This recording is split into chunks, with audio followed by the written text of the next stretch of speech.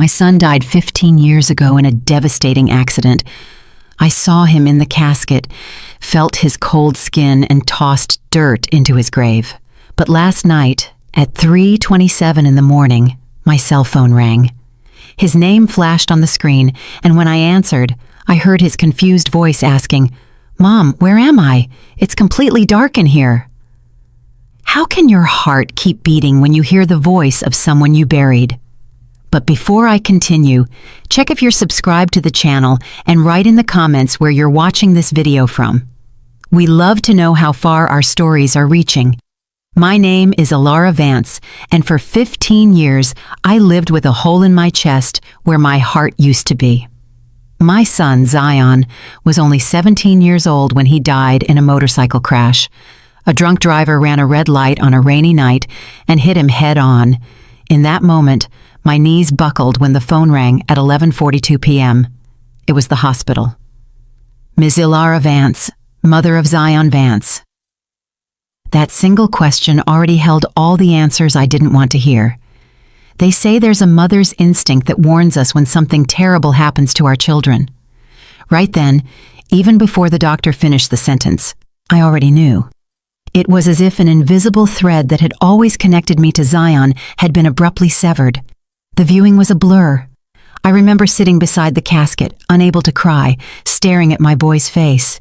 He looked like he was sleeping, except for the grayish tone of his skin and the heavy makeup trying to conceal the bruises. I spent the whole night caressing his ice-cold hand, uselessly hoping his fingers would close around mine, as they did when he was little and needed protection. At the cemetery, I tossed a white rose onto the casket as it was lowered into the ground. The sound of the dirt hitting the wood was the moment reality finally slammed into me like a freight train. My son was dead. I would never hear his laugh or feel his hug again. I would never see him graduate, marry, or have children. All that remained of 17 years of life were photographs, clothes with his scent, and memories that would fade with time. Zion's father couldn't handle it. 6 months after the funeral, Darius asked for a divorce. He said he couldn't look at me without remembering the son we lost. Maybe he was right. I couldn't look at him either without feeling that someone was missing between us. Our 20-year marriage ended with a signature on cold papers, another death to add to my collection of losses. While Darius moved on, he remarried and had other children, I stayed trapped in that grave. Zion's room remained untouched, a sanctuary frozen in time. His clothes were still in the closet, his worn sneakers beside the bed, his books on the shelf and on the desk, the math homework he never finished. I couldn't get rid of anything. Every object seemed to hold a piece of him that I refused to lose. Every Sunday, without fail, I visited his grave with fresh flowers. I cleaned the headstone, pulled the weeds, and talked to him as if he could hear me. I told him about the week, the little things that happened, the news of the world. Sometimes I brought a book and read aloud because Zion always loved it when I read to him before bed. You should move on, people told me, as if it were simple to leave behind the child who grew inside my womb, as if there were a deadline for a mother's grief. I tried therapy, support groups, antidepressants. Nothing healed that wound. I only learned to coexist with the pain, to carry it as a constant companion. For 15 years, I kept Zion's cell phone number active. I paid the bill every month just so I could call occasionally and hear the voicemail message in his teenage voice. "Hey, you've reached Zion. Leave a message and I'll call you back. Thanks." Those few seconds of audio were like a portal to a world where he still existed, where his voice still vibrated in the air. Maybe it was madness, but it was my way of keeping him alive. People moved on. His friends graduated, got married, and had kids. The world kept turning without Zion in it. I kept breathing, working as a kindergarten teacher, existing in a limbo between life and death. I wasn't truly alive, just existing out of inertia, counting the days until I could be reunited with my son again. That's when it happened, on a Wednesday, August 14th, 15 years after the accident. It was exactly 3:27 in the morning when my cell phone rang, pulling me from a restless sleep. In the darkness of the room, the screen's glow illuminated the name I never expected to see. Zion. No, it wasn't Zion, do not answer, as I had renamed the contact years ago when I would call the number just to hear the voicemail. It was just Zion, as if someone had restored the original contact. My heart rate skyrocketed, beating against my ribs like a caged animal. My hands were shaking so hard I almost dropped the phone. It couldn't be real. It had to be a dream, a glitch, some technical failure. Or maybe sanity had finally abandoned me altogether after years of living with the ghost of loss. The phone kept ringing, relentlessly. 5, 6 rings. On the 7th, something inside me snapped. I answered. For several seconds, I only heard slow, hesitant, human breathing. "Hello?" I whispered, my voice failing. More silence. And then, "Mom." The voice was his. There was no mistaking it. The same tone, the same way he'd slightly drawl the word, "Mom." "Mom, where am I? It's completely dark in here." The air froze in my lungs. The room's walls seemed to contract around me. This couldn't be happening. "Zion." That was all I could manage as my entire body trembled.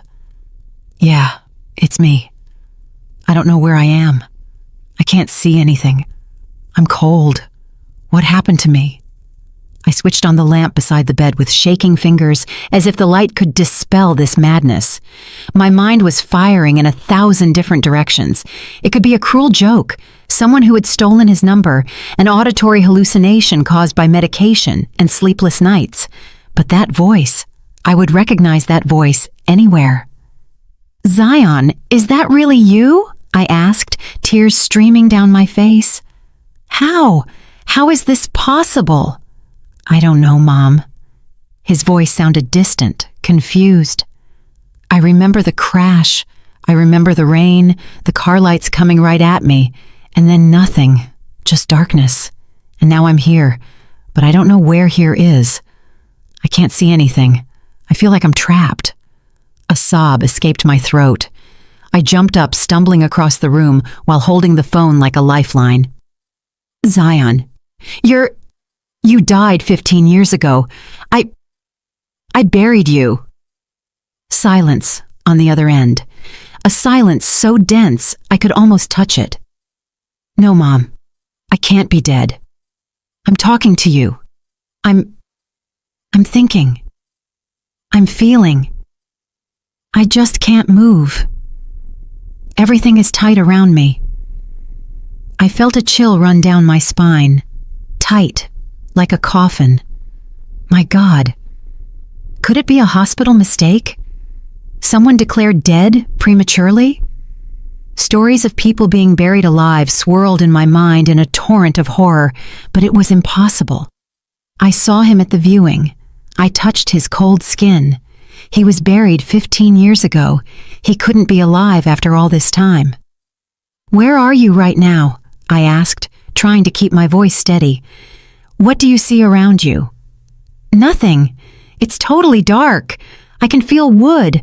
I'm lying down on something hard. There's a weird smell like dirt and mold. Mom, I'm scared." My blood froze in my veins. He was describing a casket. How could he know that? How could he be conscious after 15 years?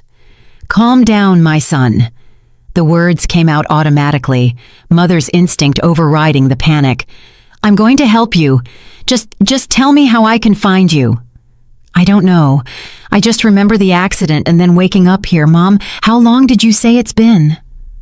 15 years, Zion." My voice broke. You died in 2010. I heard his breathing quicken, turning into desperate sobs. "It can't be. It can't. I'm 17. How could I have lost 15 years of my life?" I grabbed the dresser to keep from falling. The situation was absurd, impossible, and yet it was happening. The voice of my son, my dead son, was sounding through the phone with the same clarity as when he was alive. "Zion, I'm going to find you, okay? I'm going to find a way." Even I didn't believe what I was saying, but the desperation in his voice drove me to promise anything. "Just don't hang up, Please, don't hang up. The battery's dying, Mom. The panic was palpable in his voice. The phone's flashing. I don't want to be left alone in here. Wait, Zion, how are you calling me? Where did you get a phone? The questions exploded in my mind, searching for some logic in that madness. It was in my pocket, my old cell phone. I don't know how it still works, but the screen says the battery is almost dead. His old cell phone, the same one that was buried with him at his request in the will he wrote at 16, during a phase when he was obsessed with his own mortality. At the time, we thought it was just a teenage whim, but we respected his wish. Zion, listen to me. I tried to organize my chaotic thoughts. Do you remember Cypress Grove Memorial Park in Stone Mountain? That's where we buried you, in the east wing, near the big oak tree. If you're in the casket, that's where you are. Cemetery. His voice trembled. I'm really dead. I don't know anymore, son. I don't know what's happening, but I'm coming there right now. Mom, the battery's almost... His voice began to cut out. Scared. Please, help me. Zion! Zion, hang on! I'm coming! I screamed into the phone, but only heard the call-ended signal. He had hung up, or the battery had died. Trembling, I tried to call his number back. Nothing. Just the automated message saying the number didn't exist, as if those brief minutes of conversation had never happened.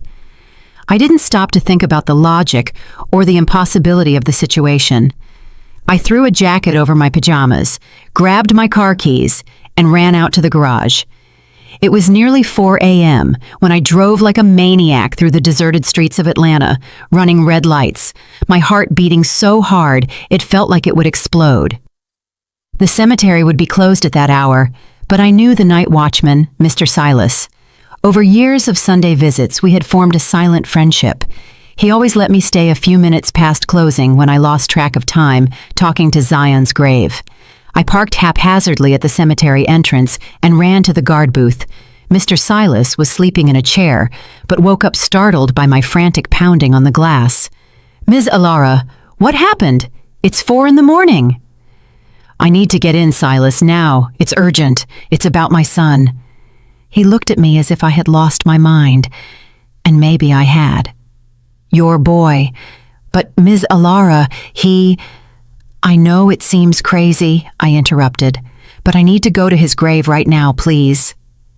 Something in my desperate look must have convinced him because he nodded, grabbed a bunch of keys and a flashlight.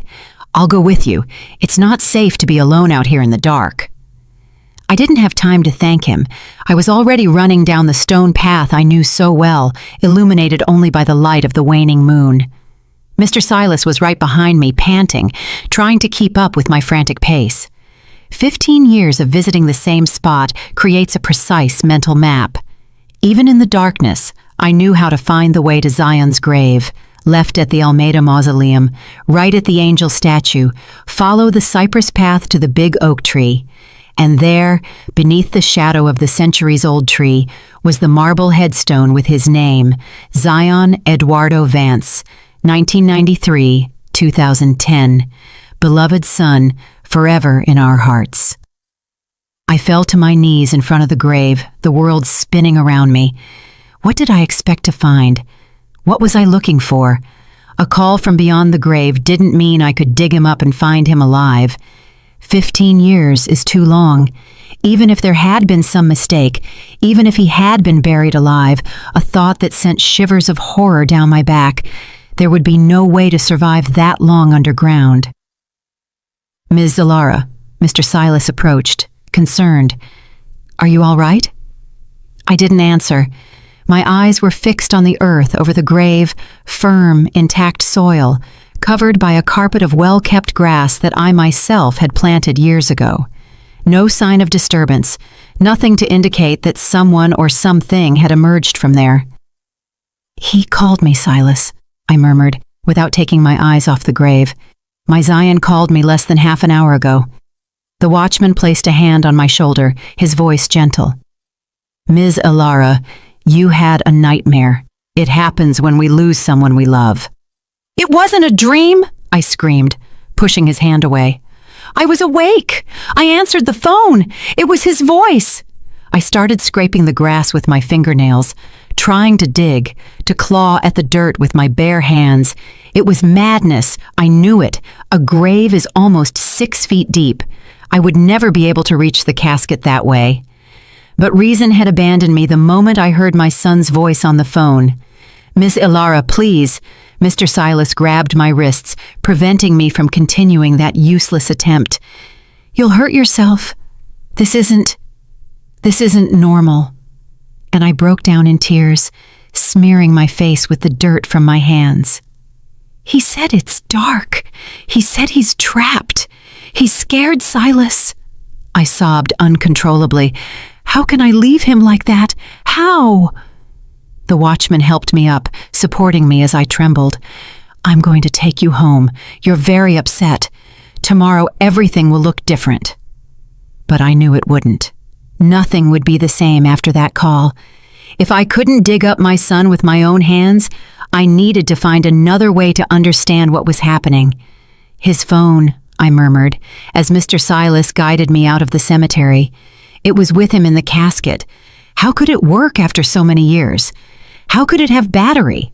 How could it get a signal down there? The watchman didn't answer, probably thinking I was delirious. And maybe I was. Maybe the loneliness and grief had finally corroded what was left of my sanity, and I was hallucinating, creating an alternative reality where my son could still contact me somehow. I drove home in a daze, eyes fixed on the dark road ahead of me. Mr. Silas insisted on following me in his car to make sure I got inside safely. I promised him I would try to rest, that I would call my doctor in the morning, white lies to calm a good man who was worried about me. As soon as I closed the door, I rushed to the phone and tried to call Zion's number again. Nothing. The same message that the number didn't exist. I tried 10, 20 more times, always with the same result. I sat in the kitchen, shaking, trying to organize my thoughts. I needed help. I needed someone who would believe me, or at least pretend to believe while I figured out what was happening. Darius, Zion's father. If there was anyone who could understand, it would be him. Even with our relationship deteriorated after the divorce, we shared a love for our son. I looked at the clock. 5:12 a.m. Too early for a normal call. But this had stopped being a normal situation. I dialed his number, which I still knew by heart, even after all these years. After 4 rings, I heard his sleepy voice. "Ilara, is that you? Is something wrong?" "Darius." My voice trembled. "I need to tell you something. It's going to sound crazy, but I need you to listen." I told him everything, the call, Zion's voice, the phone in the casket, my desperate trip to the cemetery. I expected him to interrupt me, to call me crazy, to suggest psychiatric hospitalization. But Darius just listened in silence, breathing heavily on the other end of the line. When I finished, there was a long moment of silence. "Do you believe me?" I asked finally, my voice small and uncertain. "I don't know what to believe, Ilara." His voice sounded strangely controlled. "But I know you wouldn't make something like this up. Not about Zion. I need your help. I need to understand what's happening." "What do you want to do?" "Exhume the body." The words came out before I could think. "I need to be sure, Darius. I need to see what's down there." More silence. Then, "You know that's almost impossible, right? We'd need court authorization. It's going to take time, and even if we get it, Ilara, 15 years, there won't be much to see." "I know, but I need to try. If there's the slightest chance that some mistake happened—" "I'll be there in an hour," he said, surprising me. "We'll talk in person." I hung up the phone and sat in the kitchen darkness, motionless, trying to process everything that had happened during that surreal morning. Part of me wanted to believe it was just a vivid dream, that I had fallen asleep on the couch and my mind had played a cruel trick on me. But I knew it wasn't true. The call had been real. The voice was Zion's. My son was trying to contact me from somewhere between life and death. Darius arrived in less than an hour. His graying hair was messy, deep circles under his eyes. When I opened the door, I saw the same man who had been my husband for 20 years, now older, with deeper lines in his face. But his eyes held the same look, Zion's eyes, which he had inherited from his father. "You look terrible," he said, trying to soften the tension with humor. "You're not looking your best either," I replied, letting him in. We sat in the living room, the silence heavy between us. It had been years since we'd been like this, face to face, alone. Our rare meetings after the divorce always happened in public places, often with his new wife and children present. "Tell me every detail again," he asked, leaning forward with his elbows resting on his knees. I repeated the whole story, adding details I'd forgotten the first time. The exact tone of Zion's voice, his ragged breathing, the description of the darkness and the tight space. "The cell phone," Darius interrupted. "You said he has the cell phone in the casket." "Yes, don't you remember? It was one of the requests in his will." Darius nodded slowly. "I remember that strange phase when he wrote down what he wanted if he died. We didn't imagine that he would actually die so young," I completed. "An old Nokia, right? One of those indestructible ones." "Yes," I agreed, remembering the blue phone Zion loved. "But still, Darius, 15 years underground, the battery wouldn't last that long. And how would he get a signal down there?" "It doesn't make sense," he agreed. Unless what? Unless it's not really coming from the grave." Darius stood up, walking restlessly around the living room. "Alara, have you thought that it could be something else? Someone playing a trick on you, maybe? Someone who knows about the cell phone buried with him?" I shook my head vehemently. "No, Darius, it was his voice. No one could imitate it like that, and who would be so cruel?" Darius ran a hand through his graying hair, a gesture that reminded me so much of Zion that I felt a pang in my chest. "So, what are you suggesting? That our son somehow managed to call you from inside the casket 15 years after dying?" He stopped, choosing his words. "Alara, you need to consider other possibilities. Maybe you're needing help." "You think I'm crazy?" It wasn't a question. "I didn't say that." He sat down again, gripping my hands in his, an intimate gesture we hadn't shared in years. "I'm saying that grief does strange things to the mind. You never got over his death. You really never moved on." I pulled my hands away, moving apart. "How did you move on with your perfect new wife and your perfect new kids?" "That's not fair, Alara." His voice hardened. "I lost my son too. I suffered too. I just chose to deal with it differently." I closed my eyes, trying to calm down. Arguing with Darius wouldn't help me find answers, and deep down, I knew he was right. It was an absurd, impossible story. Any rational person would doubt it. "I'm going to try calling him again," I said, grabbing the phone in front of him. "You'll see." I dialed Zion's number one more time, putting it on speaker. The automated message sounded loud and clear. "The number you have dialed does not exist." "See?" Darius said gently. "Alara, The phone in my hand started vibrating, interrupting him. On the screen, the name Zion flashed again. "It's him!" I shouted, almost throwing the device. "Are you seeing this? Are you seeing this?" Darius's face went pale. He was seeing it. There was no denying it. With trembling hands, I answered the call and put it on speaker. "Zion!" I called out, my voice barely working. "Mom!" His voice sounded distant, choppy, as if the connection was bad. "Mom, I managed to charge the phone a bit. There's a light now."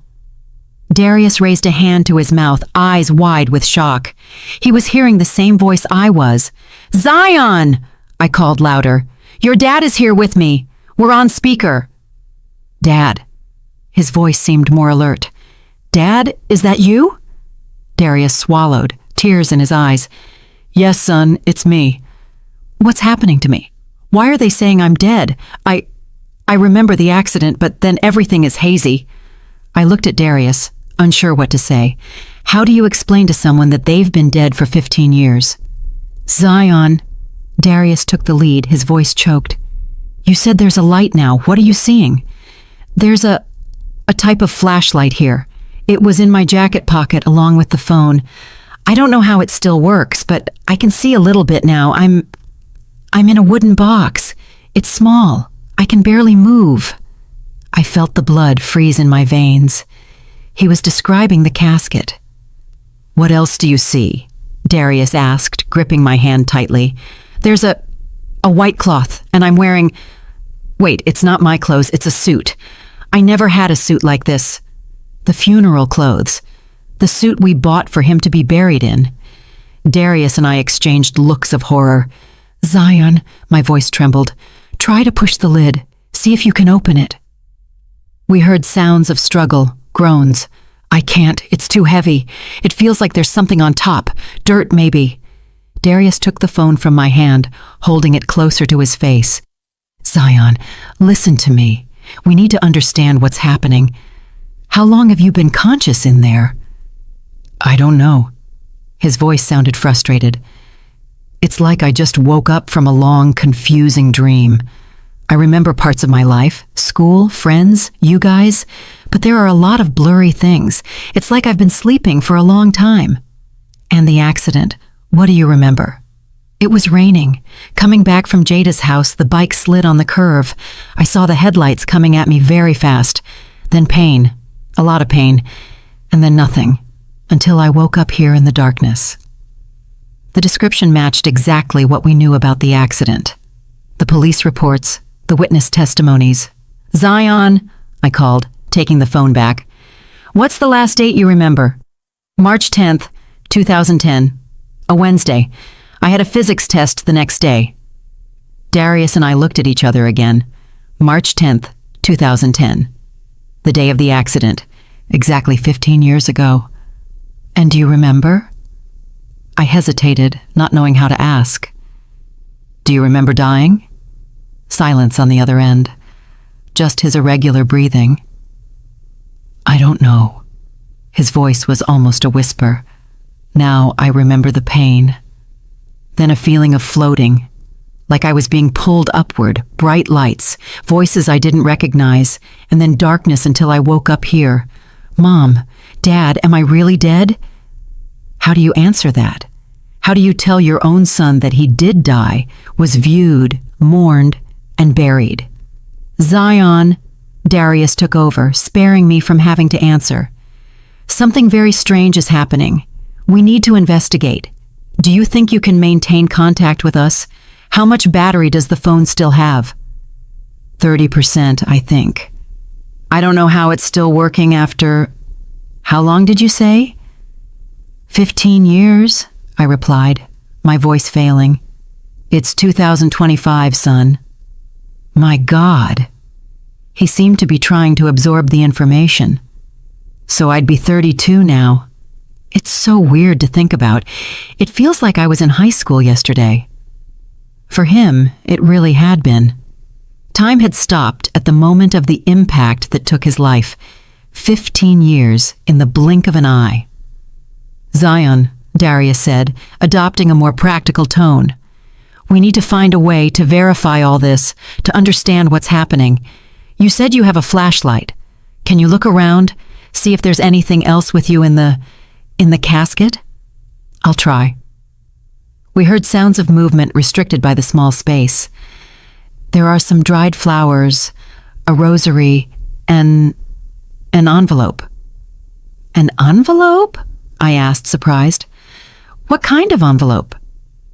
It looks like a letter. It has my name written on it. The handwriting is yours, Mom. The letter.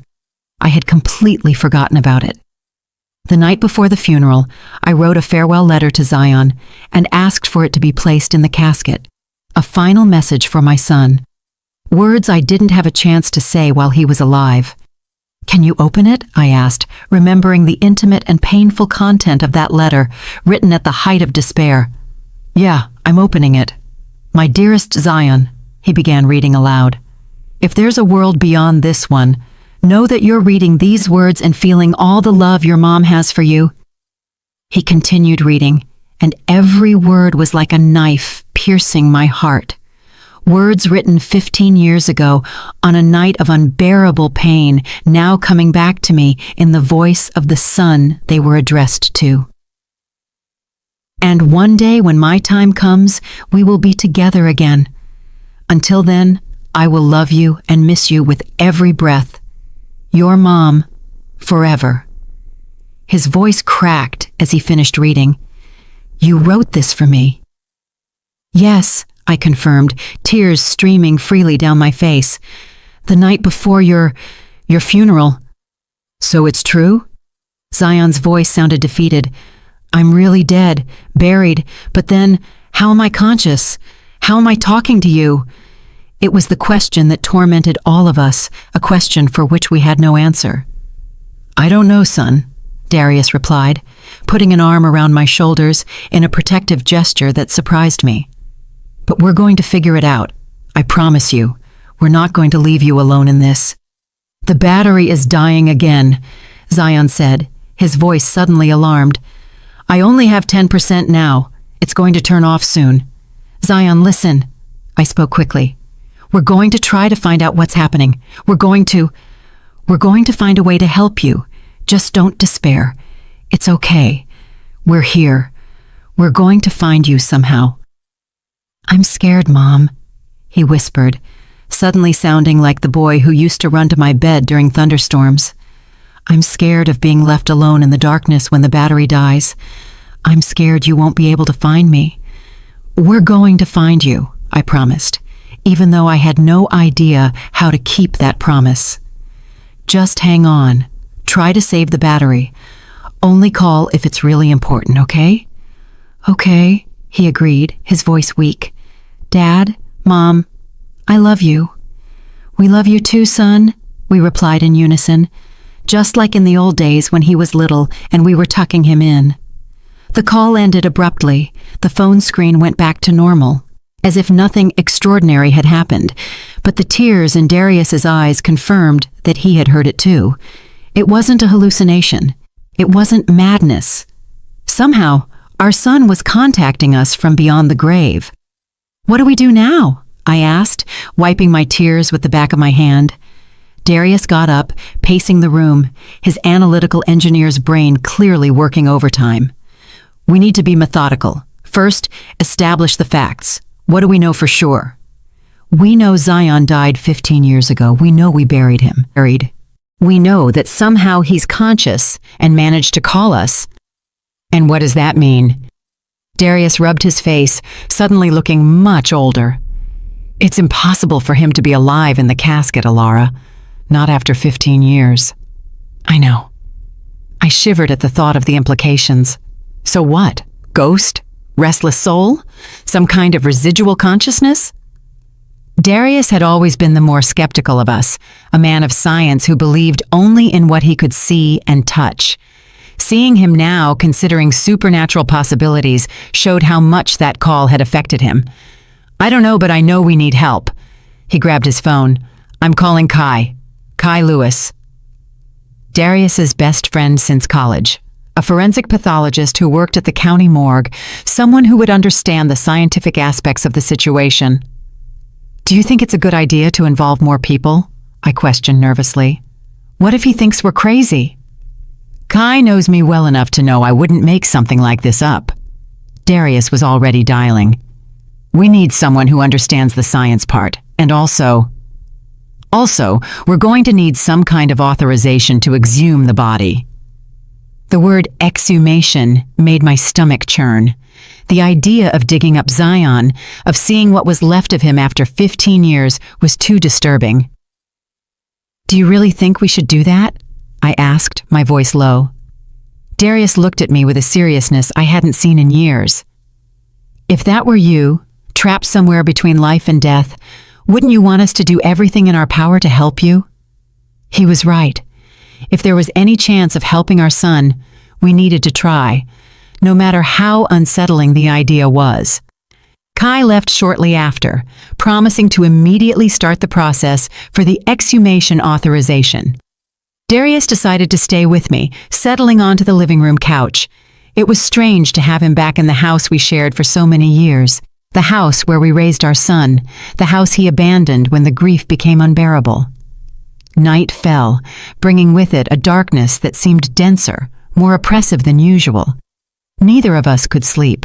We stayed in the living room, Darius on the couch, me in the armchair, the silence heavy between us, broken only by the occasional hoot of an owl or the whisper of leaves in the wind outside.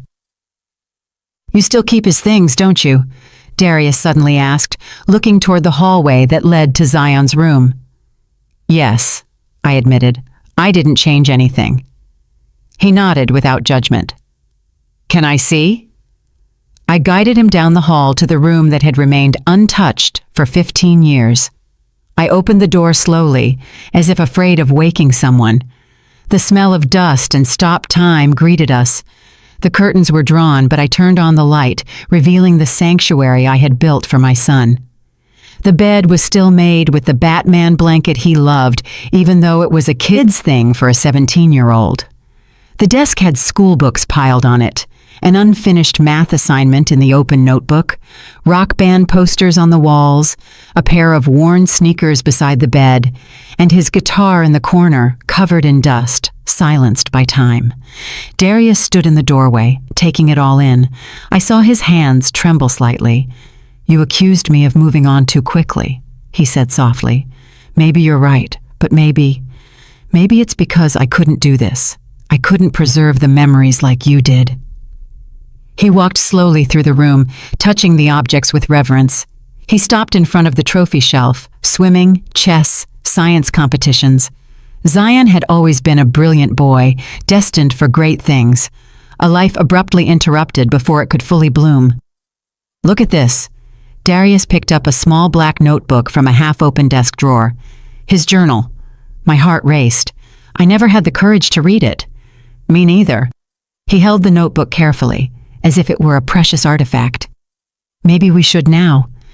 Maybe there's something in here that can help us understand." We sat down on Zion's bed, side by side, the journal between us. With trembling fingers, Darius opened to the first page. "January 10th, 2010, he read aloud. "I had that dream again, the one about the accident, so real I woke up in a cold sweat. In the dream, I'm riding my bike in the rain.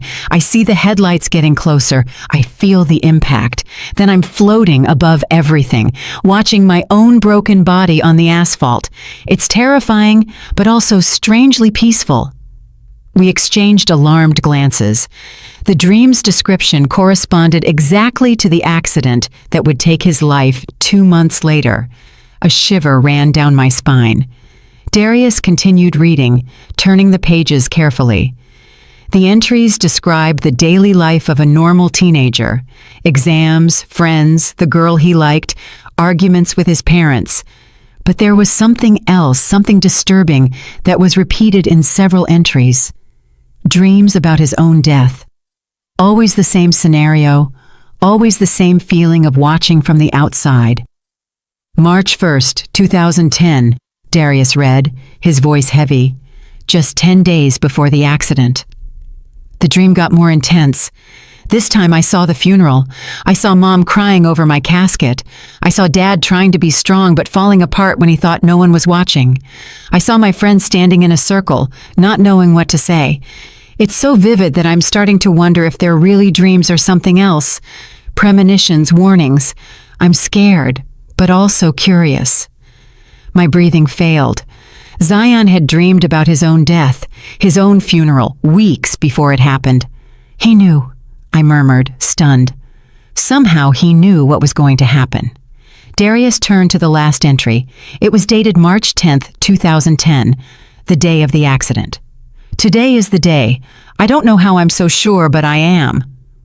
Last night's dream was so real that I can still feel the impact.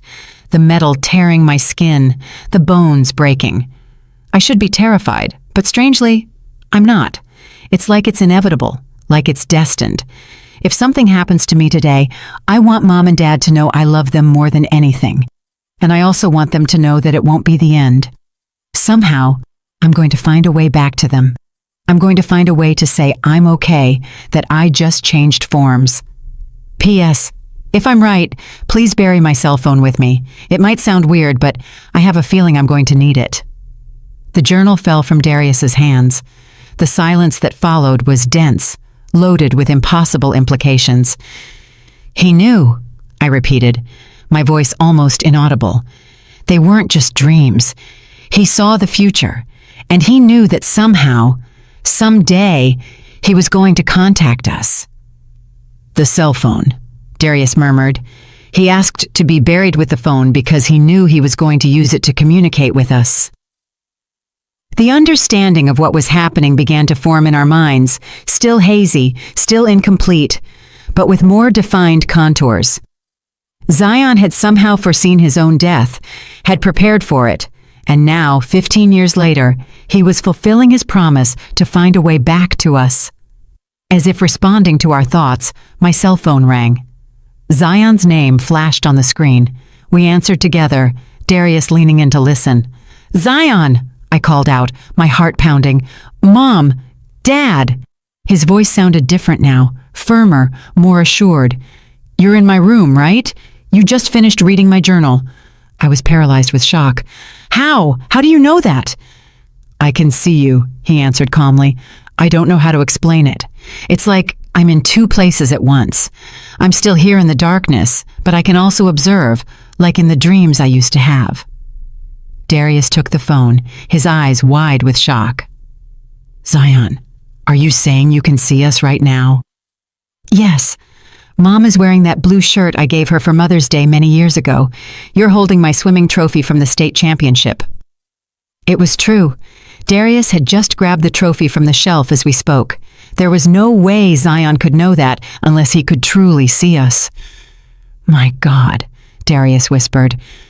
"This is terrifying." "I know," Zion completed. "It is for me too. I'm learning to control this. At first it was just darkness, but now it's like I can project my consciousness outward, see things, hear things." "Can you see other people besides us?" I asked, trying to grasp the scope of this impossible ability. "Yes, I can see Kai at the precinct right now, filling out forms. You're processing the exhumation, aren't you?" A shiver ran down my spine. How did he know about Kai? How did he know about the exhumation? "Zion, what's happening to you?" Darius asked, his voice trembling. "Are you dead? Alive? What?" There was a pause before the answer. "I don't know exactly. My body is here, but it's not alive in the normal sense.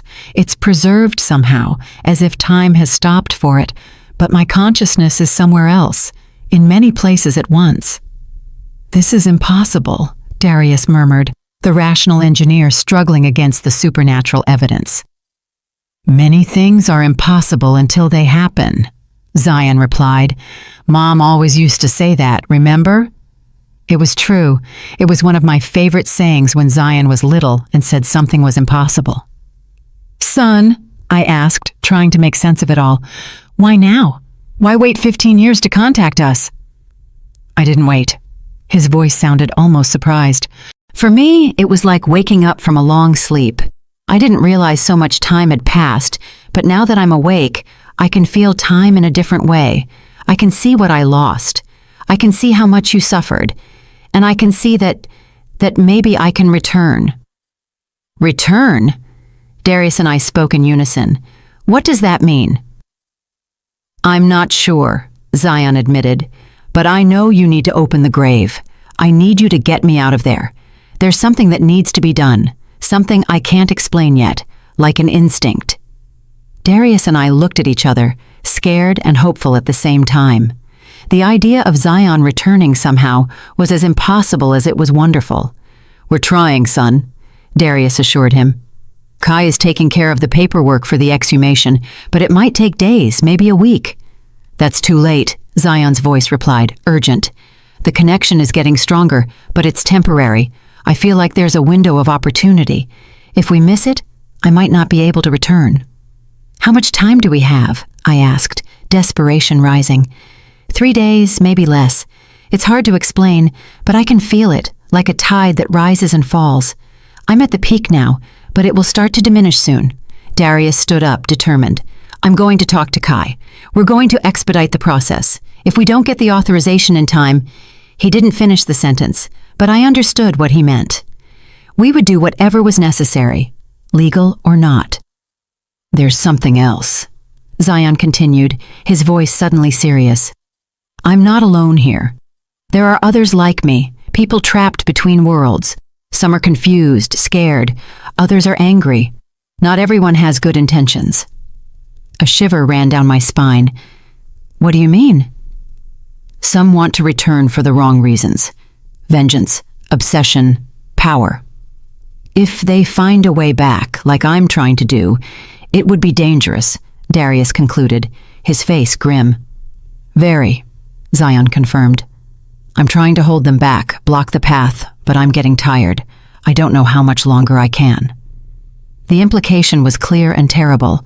Our son wasn't just trying to find a way back to us. He was serving as some kind of guardian, preventing other spirits with dark intentions from escaping. "How can we help?" I asked, determination replacing the fear. "Just get me out of there," he replied. "The rest I can try to solve once we're reunited somehow." The call started to fail. Zion's voice was choppy with static. "I'm losing connection, battery dying." "Zion!" I screamed into the phone. "Hold on, we're coming for you." "I know you will." His voice was just a whisper now. "I love you both very much." And then, silence. The call had dropped. Darius already had his phone in hand, calling Kai. He spoke quickly, urgently, explaining the need to speed up the process. I watched him, a new resolve growing within me. If bureaucracy didn't work in time, we would take matters into our own hands. The next 24 hours were a race against time. Kai used all his influence at the morgue and the police department to accelerate the authorization. Darius mobilized old work colleagues, some with political connections. I stayed home, waiting for new calls from Zion, the phone always within reach, the volume turned up high. He didn't call again that day or the next. Anxiety grew with every passing hour. Kai assured us that the authorization would be issued within 48 hours, fast by bureaucratic standards, but still potentially too late, according to Zion's warning. On the morning of the third day, Darius and Kai arrived with news. "The authorization comes out this afternoon," Kai explained, his face tired from lack of sleep. "They scheduled the exhumation for tomorrow morning." "That's too late," I replied, remembering Zion's warning. He said 3 days at most. Today is the third day. Darius and Kai exchanged meaningful looks. "We have an alternative plan." Darius spoke softly, as if afraid of being overheard. "It's not legal, but—" "The cemetery watchman," Kai completed. "Mr. Silas. He agreed to let us in tonight after closing. He'll bring the necessary equipment. We'll do everything discreetly." "And then?" I asked. "Even if we manage to open the casket, what will we do? We can't just take whatever we find there." "One step at a time," Darius replied. "First, we need to see what's inside, understand what Zion meant by return." We spent the day in a state of contained anxiety, preparing for the night. Kai brought dark clothing for everyone, flashlights and tools. Darius prepared the car with fake documents in case we were stopped by the police. I packed food, water, and blankets, acting more out of mother's instinct than logic.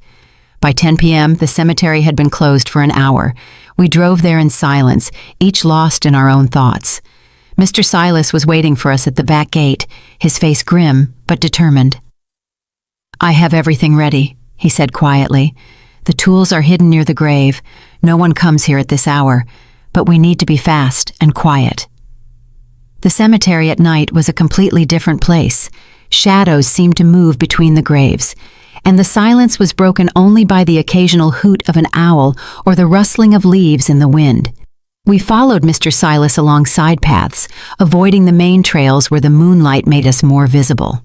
Zion's grave, beneath the big oak tree, seemed to be waiting for us. Beside it, hidden under bushes, was a small hydraulic shovel, the kind used for minor construction in confined spaces. "I borrowed it from the maintenance crew," Mr. Silas explained. It will save us hours of manual labor."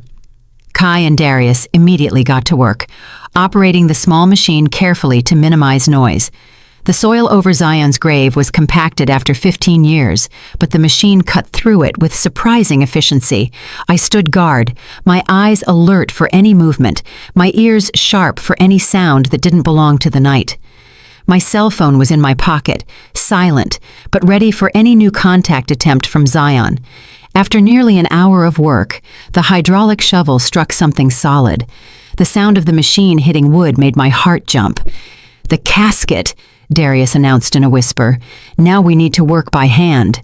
The three men grabbed manual shovels and began carefully clearing the dirt around the casket, revealing its contours. I moved closer, unable to stay away at that crucial moment. The casket looked well preserved, protected by the dry soil. "It's a good casket," Mr. Silas murmured. "Treated wood, sealed against moisture, explains why it's so well preserved." When they finally cleared enough dirt to expose the entire lid, Darius and Kai positioned themselves on either side. "Ready?" Darius asked, looking at each of us. I nodded, unable to speak. Kai took a deep breath, preparing for whatever we might find. Mr. Silas made the sign of the cross. Together the two men lifted the casket lid. The smell that escaped was not the smell of decomposition we feared, but a strange, almost medicinal scent. A soft, bluish light emanated from within, illuminating the surprised faces of the men. I pushed my way between them to look. Nothing could have prepared me for the sight that awaited me. Zion was there, his body perfectly preserved as if he had been buried yesterday. There were no signs of decomposition, no signs of the 15 years that had passed. His face looked asleep, serene. He wore the same dark suit from the funeral, his hands crossed over his chest. Beneath them, glowing with that strange bluish light, was his old cell phone. "My God," Kai murmured, the scientist in him struggling to comprehend the impossible before his eyes. "This can't be real. There should only be bones." Darius reached out a trembling hand, touching our son's face. "He's warm, not cold like a corpse, not hot like a living person, just warm." The sight was so surreal, so far outside any known logic or science, that for a moment none of us could move. It was as if time had been suspended inside that casket, preserving Zion exactly as he was on the day of his funeral. Slowly I moved forward and touched his face. The skin was firm, elastic, like that of a living person, but there was no pulse, no visible breathing. Just that strange intermediate temperature, neither alive nor dead. "The phone," I pointed out. "It's glowing." It was true. The small blue Nokia beneath his hands emitted that supernatural light, illuminating the inside of the casket. When I leaned in to touch it, the screen lit up on its own, displaying a message. "Get me out of here. Take me home. I have little time." We didn't hesitate. Darius and Kai, with the help of Mr. Silas, carefully removed Zion's body from the casket. He was lighter than he should have been, as if the matter of his body had been partially replaced by something less dense, less physical. Together, we wrapped Zion in the blanket I had brought and carried him back to the car. The cell phone in his hand continued to glow, now pulsing like a heart, the rhythm accelerating as we drove away from the cemetery. No one spoke during the journey. What could we say in the face of something so far beyond our comprehension? We decided to take him to my house, the house where he grew up, the last place he lived. It felt right. Kai and Mr. Silas helped us carry him inside, placing him gently on his own bed, in the room that had remained untouched for 15 years. "I've never seen anything like it in my entire career," Kai murmured, still examining Zion's motionless body. "There are no conventional vital signs, but there is also no rigor mortis or any sign of decomposition. It's as if he's in a completely different state of matter." The cell phone in Zion's hand flashed again, displaying a new message. Water, sunlight, music. We looked at each other, confused, until I understood. He's telling us what he needs. I quickly brought a glass of water and pressed it against his lips. To our surprise, he seemed to absorb the liquid, although there was no movement in his throat. I opened the curtains, allowing the rising sun's light to bathe his face. Darius found the old radio on the nightstand and turned it on to a station playing classical music, the kind Zion always liked. The phone flashed again.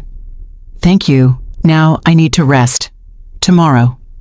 Kai and Mr. Silas left shortly after, promising to return in the morning. Both swore to keep what they had witnessed a secret. Darius and I remained in Zion's room, one on each side of the bed, watching our son in his impossible state, neither alive nor dead. "What happens now?" I whispered, holding Zion's inert but strangely warm hand. Darius shook his head. "I don't know. We're in unknown territory, but he asked us to bring him home. And we did. Now we need to trust him." We spent the night in silent vigil. At some point, I fell asleep in the chair beside the bed. I dreamt of Zion, not the teenager I had lost, but an adult man, as he would have been if he had lived. In the dream, he smiled and said, "It's almost time, Mom. Just a little longer." I woke up at dawn to a strange humming filling the room. Darius had also woken up, looking around confused. The source of the sound was Zion's cell phone, which was now glowing intensely, the bluish light pulsing at an increasingly rapid rhythm. Slowly, almost imperceptibly at first, Zion's body began to change. The skin, which had been deathly pale, gained color. The previously rigid fingers moved slightly. The eyes, closed for 15 years, trembled beneath the lids, as if in a deep sleep. "Darius," I whispered, grabbing his hand. "Something is happening." The humming intensified, becoming almost unbearable. The light from the cell phone expanded, enveloping Zion's entire body in a cocoon of light. For a terrible moment, I thought he might be disintegrating, vanishing before our eyes. But then I realized he was transforming. The teenage face softened, the contours subtly shifting, aging. The body beneath the funeral suit seemed to fill out, gaining mass and height. It was like watching 15 years pass in a matter of minutes, time recovering its normal course, accelerated. And then, as suddenly as it began, everything stopped. The humming went silent. The light retracted into the cell phone before turning off completely. The room returned to normal, illuminated only by the rising sun. Zion opened his eyes. They were no longer the eyes of a 17-year-old boy, but the eyes of a 32-year-old man, the age he would be now. His face had changed, matured, though it was still unmistakably him. His body had grown, making the funeral suit tight in the shoulders and short at the wrists. "Mom." His voice was deeper, more resonant. "Dad." We fell on him in a desperate embrace, tears flowing freely. It was impossible. It was a miracle. It was our son returning from the dead, not as a ghost or a zombie, but as a living, whole man who seemed to have lived every one of the 15 years he had lost. "How?" That was all Darius could say, holding Zion's face in his hands, examining him with awestruck eyes. Zion smiled, an adult smile with fine lines at the corners of his eyes that hadn't been there before. "It's complicated. I don't fully understand it myself. Time works differently on the other side," he continued. "It's not linear like it is here. I lived many lives there. I learned things. I grew. When I realized there was a way back, that I could return if the conditions were right." He looked at the cell phone, now plain and ordinary in his hand. "This was the link, the connection that kept me tied to this world. And you, too, were the beacon that guided me back." "But how is this possible?" I asked, still unable to fully believe the miracle before me. "Your science doesn't have words for this yet," Zion replied gently. "Parallel dimensions, maybe, or alternative states of consciousness.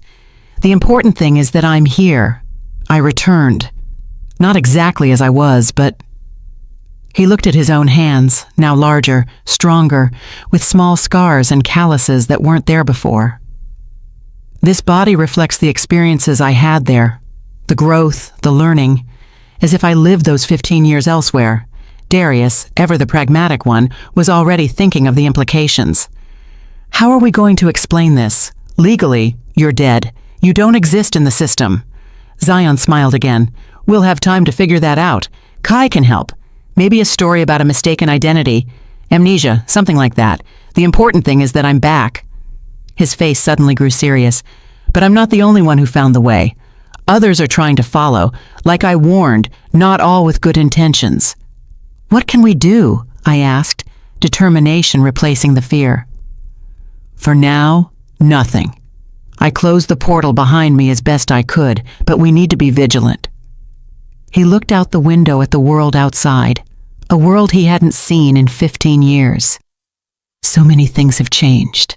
I have a lot to learn about this life again. In the days that followed, we watched in wonder as Zion readjusted to life. His body worked perfectly, although at times he seemed clumsy, as if learning to use muscles that had been dormant for a long time.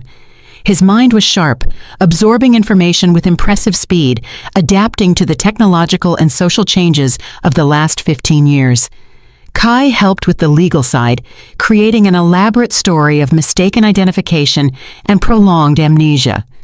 It wasn't perfect, but with his connections and a bit of record manipulation, he managed to establish a new identity for Zion, not as someone resurrected from the dead, but as someone who never truly died. As for me, I went from grieving mother to mother of an adult son in a matter of days. It was strange, disorienting, and wonderful. Zion was no longer the boy I lost, but a complex man with knowledge and skills that transcended his earthly education. Sometimes I found him gazing at the horizon with a distant expression, as if he were seeing things none of us could comprehend. In those moments, I realized that part of him was still connected to the other side, the mysterious place where his consciousness had resided for 15 years. One evening, sitting on the porch watching the stars, I asked him if he missed that place. Sometimes, he admitted. It was peaceful there in a way, no physical limitations, no weight of linear time. But it lacked something essential. What? I asked. He smiled, that smile that was both familiar and new. This, humanity, connection, the beauty of being alive with all its imperfections and challenges. It's worth being here, even knowing that one day I'll have to leave again. I held his hand, larger, stronger, and more calloused than the hand of the boy I buried, but still unmistakably the hand of my son. When that day comes, I'll be ready to let you go, I promised. This time, I'll know it's not goodbye forever. Zion nodded, his eyes reflecting the wisdom of someone who had lived between worlds. It's never goodbye forever, Mom. Only, see you soon. I buried my son 15 years ago. I visited his grave religiously every Sunday. I kept his room intact as a sanctuary to his memory. And then, on an ordinary night, my phone rang with a call from beyond. Today, he sits beside me, not as the boy I lost, but as the man he became on another plane of existence. Death, I learned, is not the end of the story. Sometimes it's just the beginning of a new and extraordinary journey. Did you like the story, and which city are you listening from? Let's meet in the comments. If you like the story, you can support me by sending a super thanks so I can keep bringing more stories like this. Thank you so much for your sweet support. I'm looking forward to your comments on the story. On the screen, you can see 2 new life stories that I highly recommend. There's so much more on my channel. Don't forget to subscribe. See you in the next life story. With love and respect,